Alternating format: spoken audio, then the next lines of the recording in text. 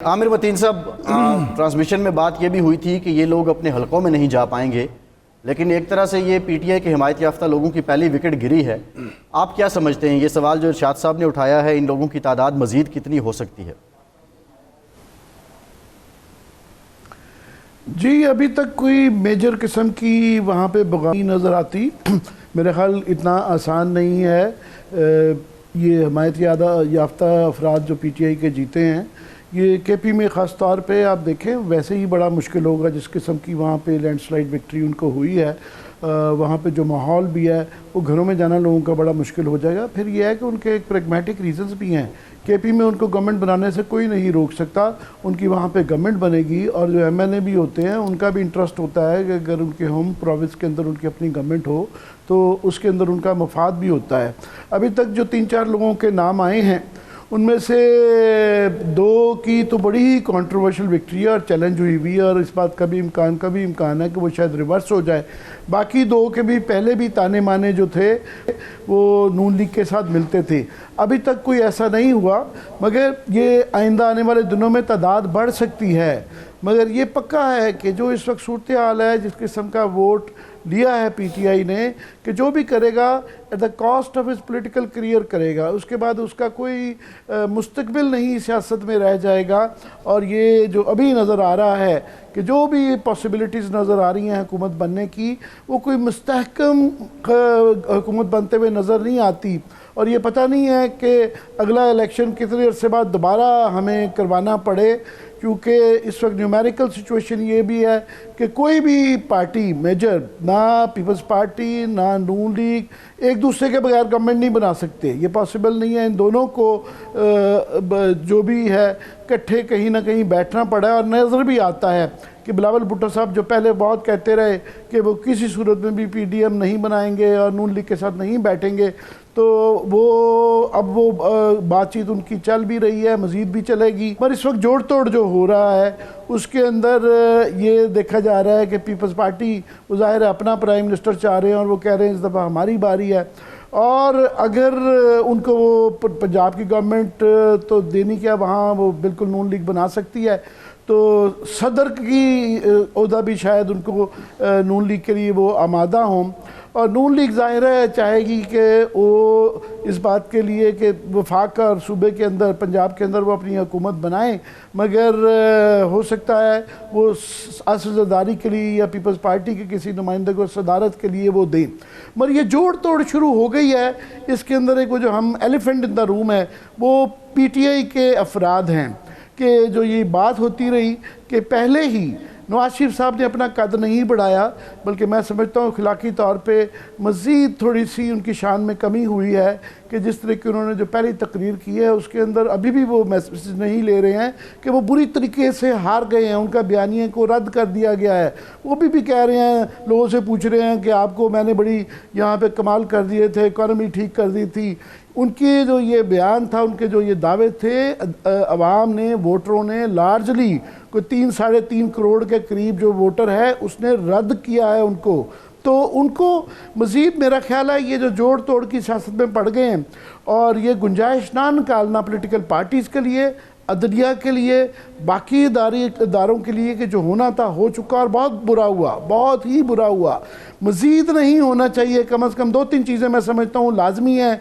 वो अदालत को भी देखना है। पहले सबसे तो सवाल है कि उनको अलाउ करना कि या वो किसी छोटी पार्टी में ज्वाइन कर लें, जम कर लें और मखसूस नशिस्तें हैं उसमें अपना जायज़ हिस्सा ले जाएँ, बजाय इसके कि उनकी तोड़ फोड़ ओपनली की जाए और इस तरह का क्लेम किया है जिस तरह के अभी आपने कहा कि जी फलाने साहब टूट के इधर आ गए हैं। ये बेशर्मी की बात होगी, बहुत बेशर्मी की बात होगी।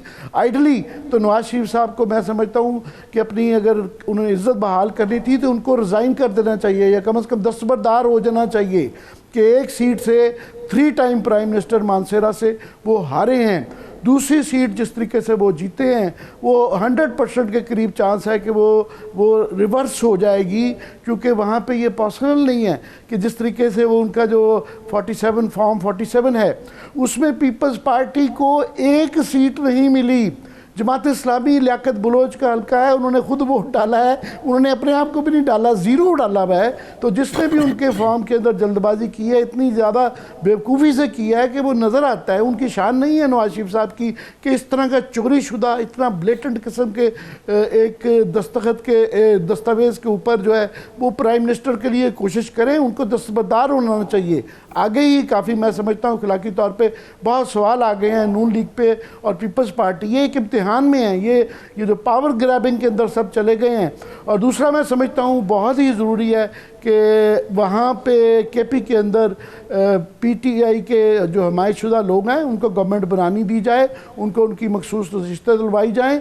मगर ये ज़रूर है कि उनके लिए भी न्यूमेरिकली पॉसिबल नहीं है कि पीपल्स पार्टी और नून लीग के बगैर वो हुकूमत बना सकें। और अगर इनके साथ मिलकर वो बनाते हैं, आपने बताया कि बातचीत चल रही है बिलावल के साथ, इनकी कोई अगर चल भी रही है तो बड़ा मुश्किल हो जाएगा। हाँ, वो सपोर्ट कर सकते हैं अपनी मर्जी के किसी कैंडिडेट को, मगर अपोजिशन में बैठें, ये मेरा ख्याल उनके लिए बेहतर लायामल है। और अगर कोई चाहता है हुकूमत जैसी कैसी भी बनाई कि इसके अंदर इस्तेहकाम आए, तो बड़ा ज़रूरी है कि उनको वो रिलीफ दिया जाए। उनके मुकदमात जो जाली बनाए गए हैं उसके अंदर फ्लेक्सिबिलिटी शो की जाए। उनके बाकी लोग जो पकड़े हुए हैं नाजायज़ तौर पे उनको छोड़ा जाए और उनको अलाउ किया जाए कि उनको जो अवाम ने मैंडेट दिया है, अवाम बहुत गुस्से में हैं। वो लोग जिन्होंने वोट दिया है 3 करोड़ लोग हैं, 3 करोड़ के करीब लोग हैं जो उन्होंने पीटीआई को के अरकान को वोट दिया है। और जब वो देखते हैं कि उनके वोट की तजलील की जा रही है तो हर इंसान गुस्से में आता है। इवन के जो नहीं भी पीटीआई के हैं वो भी कह रहे हैं कि जनाब ये नून लीग को इस हद तक नहीं जाना चाहिए। इवन बिलावल साहब को मैं उम्मीद करता हूँ वो नौजवान है और उनका आगे करियर है। ये सारा इस वक्त जो कर रहे हैं इसके सवाल आने वाले सालों में कई सालों तक उनको ये देने पड़ेंगे। इसलिए सोच विचार के इखलाकी पहलू को नज़रअंदाज ना करें।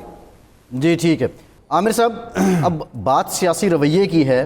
पीपल्स पार्टी अगर हाथ बढ़ा रही है और पीटीआई या उनके बानी वो इसी चक्कर में रहें, इनके साथ बैठना नहीं है, ये फ़लाँ हैं, ये फ़लाँ हैं और ये ठीक नहीं हैं, तो फिर अल्टीमेट नुकसान सिर्फ पीटीआई का होगा या जमहूरियत का होगा या सारे मुल्क का होगा? मैं समझता हूँ कि हम ओवरली रेट कर रहे हैं पीपल्स पार्टी और नून लीग को कि जी वो फैसले कर रहे हैं। मेरा ख्याल है कि इस वक्त जो तमाम फैसलों का इन्हिसार फैसला साजों पे आ गया है, क्योंकि किसी पार्टी के पास भी ना सिर्फ के सिंपल मेजॉरिटी नहीं है बल्कि बहुत कम हैं। और यहाँ पे दाव पे जो तो वफाक की हुकूमत है, फिर उसके बाद ज़ाहिर है सदर का इलेक्शन आगे आ रहा है, सेनेट का इलेक्शन आगे आ रहा है, फिर 2 सूबों के अंदर बलूचिस्तान और कुछ हद तक पंजाब में भी फैसला साजों ने ये फैसला करना है कि वहाँ पे किसकी हुकूमत बनेगी। और नून लीग के ऊपर बहुत बड़ी तलवारें लटक रही हैं अभी, उसके बावजूद भी उनको उनके हाथ में है कुछ नहीं है।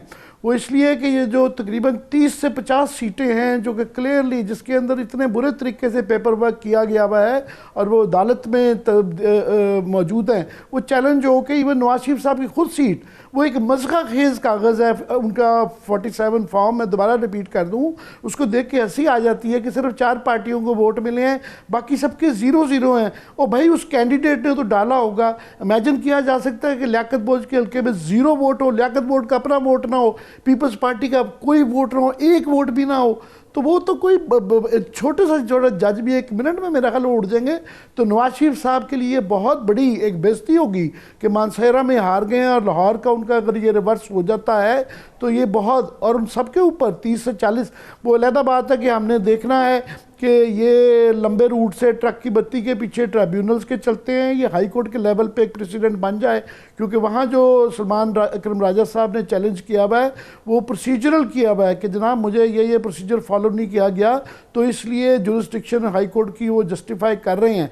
सो ये एक मिसाल बन गई, तो आगे पता नहीं क्या होगा। पर पॉइंट ये है कि यहाँ पे ये फैसले जो हैं ये नून लीग पीपल्स पार्टी ने नहीं करने हैं, ये फैसले कहीं और होंगे और उसके लिए सारा एक लार्जर लैंडस्केप देखना होगा। और उसके अंदर एक बहरहाल बहुत बड़ा वेरिएबल जो है पार्टी जो है वो पीटीआई है। उनके ने जो वोट बैंक लिया है केपी के अंदर और सिंध के अंदर पीपल्स पार्टी बना ली, केपी के अंदर वो बनाएंगे तो उनके पास एक आइलैंड एक सेफ हेवन आ जाती है। अब उसके आगे मेरा ख्याल है उनके लिए उन्होंने अपना नज़रियाती वोट बचाना है, उनका बाकी पार्टियों को नज़रियाती वोट नहीं है, वो उनके जोड़ तोड़ का, उनके धड़ाबंदी की सियासत का वोट है। ये जो वोट है पीटीआई का, ये नज़रियाती बन गया है और उन्होंने नज़रिए पे वोट लिया है। और नज़रिए का जिस तरह अभी इरशाद साहब कह रहे थे कि राव साहब फरमा रहे थे कि ये बढ़ेगा, क्योंकि ये ज़्यादातर जो 2.5 करोड़ नया यूथ का वोट था उसमें से अक्सरियत ने पीटीआई को वोट दिया है। और इतनी छोटी उम्र में जिस तरह पीपल्स पार्टी का हुआ था, वो जो अवाइल उम्री में आपके नज़रिया बनता है वो फिर 20-30 साल तक चलता है। सो ये बढ़ेगा और इन बच्चों में से काफ़ी सारे जो हैं इनकी शादियां होनी है, ये 23 साल से छोटे हैं, तो वो भी फैमिली उनकी बढ़ेगी। सो पीटीआई के लिए बड़ा ज़रूरी है कि इसको इंटैक्ट रखे, इसलिए कोई ऐसी हरकत ना करे। उनके लिए अगर वो बैठते हैं, हाँ सपोर्ट कर सकते हैं वो किसी कैंडिडेट को भी, उनके लिए अपोजिशन में पहले भी एक बहुत बड़ा ब्लॉट है कि वो नहीं बैठते।